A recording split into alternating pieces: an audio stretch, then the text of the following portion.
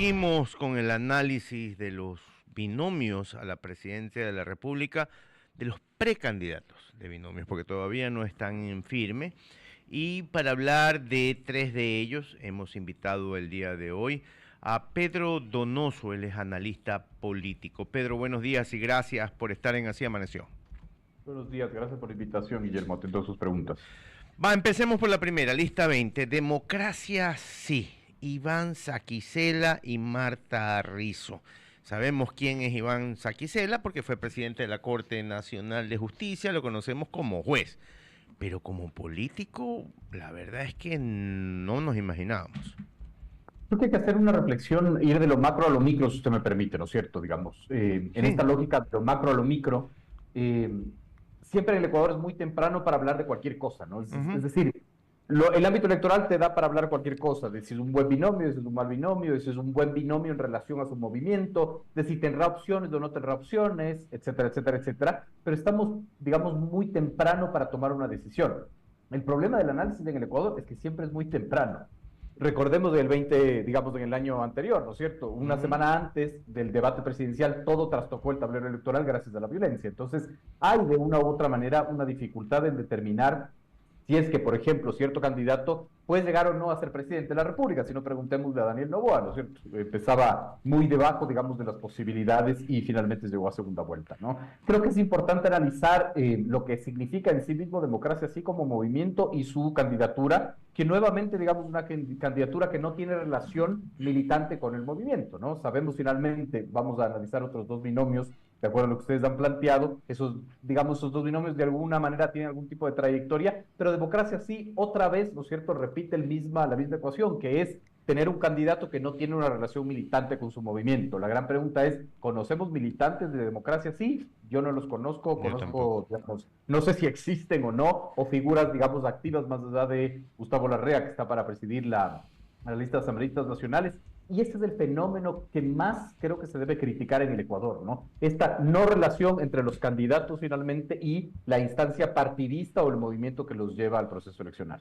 Ok, hablemos ahora de Movimiento Creo, de Francesco Tabaqui y Blanca Sacancela. Él fue gobernador de la provincia del Guayas, fue presidente de los ganaderos de Guayas y del Litoral y Galápagos. A ella la conocemos muy poco, pero más allá de eso, Pedro, ¿usted cree que la figura del presidente Lasso, como se lo preguntaba a Anabel Cordero, partidaria de ellos, va a pesar en esta elección para Francesco y para Blanca?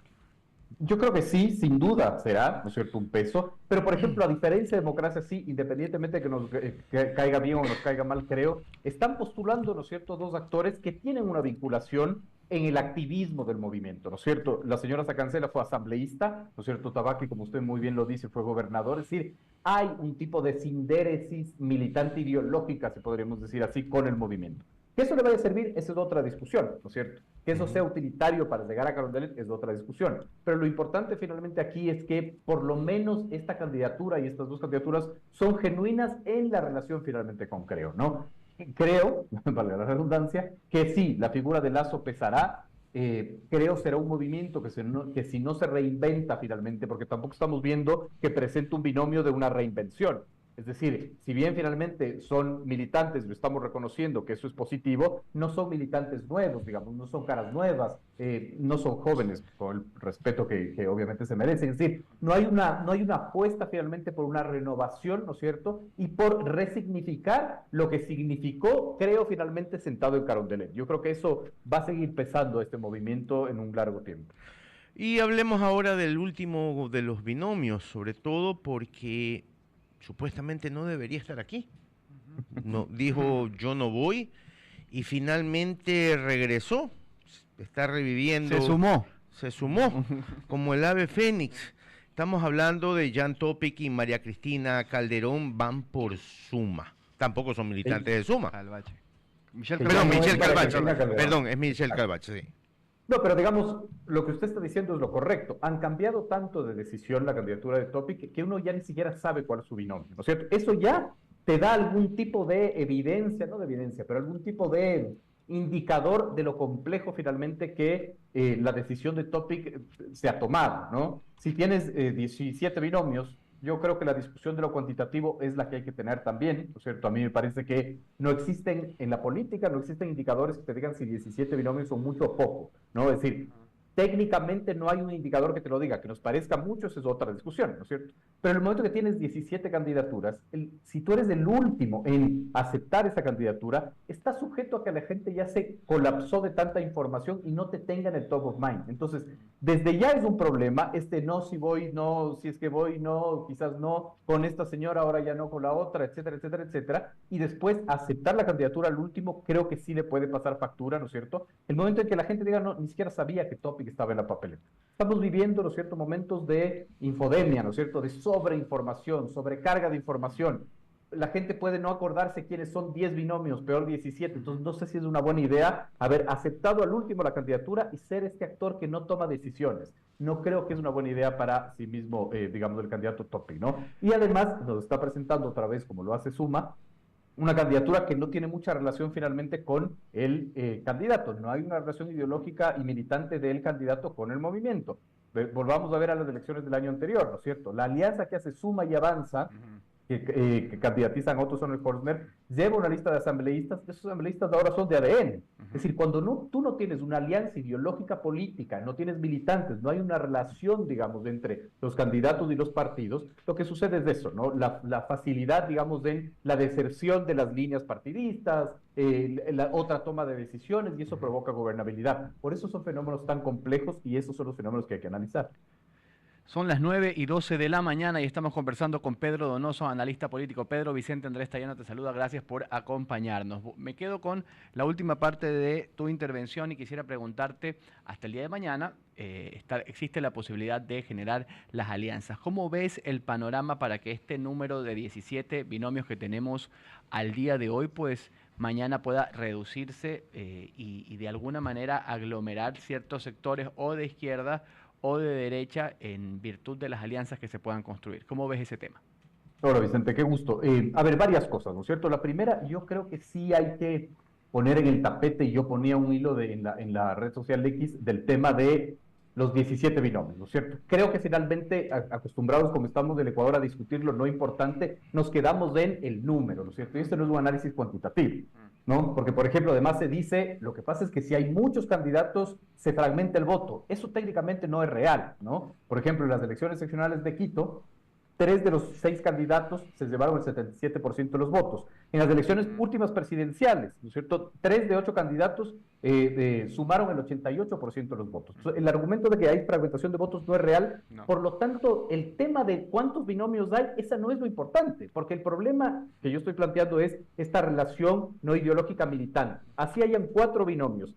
Si es que otra vez los partidos son partidos de alquiler, vamos a tener el mismo problema. Ahora, para contestar su pregunta, ¿no es cierto?, es supremamente importante un poco identificar cuáles alianzas podrían darse, ¿no es cierto? Esto es mera especulación porque no tengo ninguna evidencia al respecto, pero por ejemplo, creo que una alianza mucho más cercana es la de Pachacuti con el Partido Socialista, digamos, ¿no? La del correísmo con Reto, por ejemplo, eso en el ámbito de la izquierda, ¿verdad? Quizás bajen el número de binomios, pero la gran pregunta es, ¿por qué los movimientos y partidos hacen alianzas solo con miras a los procesos electorales? Las alianzas deberían ser pragmáticas e ideológicas, ¿no? Las alianzas deberían asegurar gobernabilidad. Las alianzas deberían ser a largo plazo. Esta convención de las alianzas no debe darse finalmente faltando 4 meses o 5 meses para una elección. Es decir, las alianzas tienen que servir para establecer una base democrática de gobernabilidad, para establecer planes, programas y proyectos, identificar políticas públicas, trazar una línea, ¿no es cierto?, para fiscalización. Ese es el problema, que los partidos políticos, digamos, lamentablemente, solo piensan en los procesos eleccionarios, ¿no? Y que, digamos, en promedio en el Ecuador hay un proceso eleccionario cada 2 años. Y el resto del tiempo, ¿qué hacen? Esa es la gran pregunta, ¿no? Pedro, una consulta. ¿La papeleta electoral es una papeleta de egos? A ver, lo que pasa es que, y también aquí yo siempre tengo un reparo, porque tendemos, no usted, ¿no? Y no su pregunta, pero tendemos finalmente a creer que solo en la política suceden estas cosas, ¿no es cierto? No, Los egos son... eso es en todos lados.